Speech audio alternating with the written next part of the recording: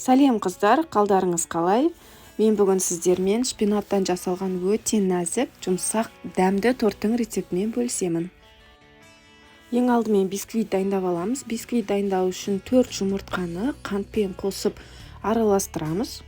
Жұмыртқалы массамыз аппақ көбік болғанға дейін миксерлейміз. Бисквит жасағанда қанттың толық еріп кетуі өте маңызды.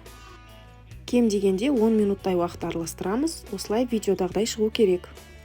Жуып тазалап кептірілген шпинатты ыдысқа құйып, үстіне сұйық май құйып, блендермен осылай еземіз. Тағы бір табаға ұн мен разрыхлительді араластырып дайындап қоямыз. Жұмыртқа мен қант араласқан массаға осылай шпинатты массамызды қосып араластырамыз. Жақсылап бір келкі болғанша араластырып, үстіне ұнды және разрыхлительді қосамыз. Миксермен араластырудың қажет жоқ, осылай қолмен асықпай бір бағытта араластырамыз. Бір келкі масса шыққанға дейін жақсылап араластырамыз.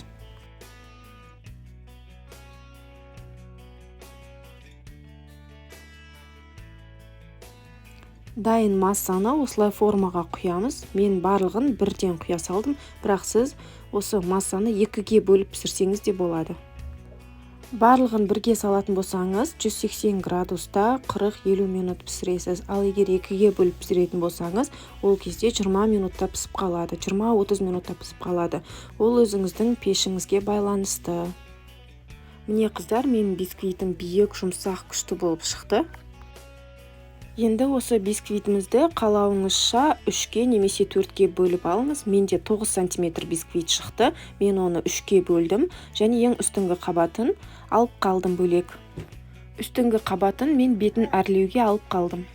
Енді крем дайындауға кірісеміз. Менде крем творожный сыр, сливки, сахарная пудрадан дайындалған. Креміне қанша қоспа қосу керегін описание бөліміне қалдырдым. Менде видеода тортты жинау процесі түспей қалыпты, бірақ тортты жинау процесі барлығына түсінікті деп ойлаймын. Бисквитті қойып, арасына кремді жағып, осылай 3 слой етіп жасап шығамыз. Торттан қалған бисквиттің қалдықтарын осылай блендермен өткізіп майдалап, сыртын әрлеп шығамыз. Шпинаттан торт қалай болады екен деп ойланып жүрсеңіз, еш ойланбастан жасап көріңіз. Жұмсақ, нәзік, дәмді болып шығады, ал шпинаттың дәмі еш қалай білінбейді. Шпинат бұл жерде ешқандай дәм бермейді, менің ойымша тек табиғи бояғыш ретінде қолданылатын секілді. Рецепт ұнаса, каналыма жазылуды ұмытпаңыз.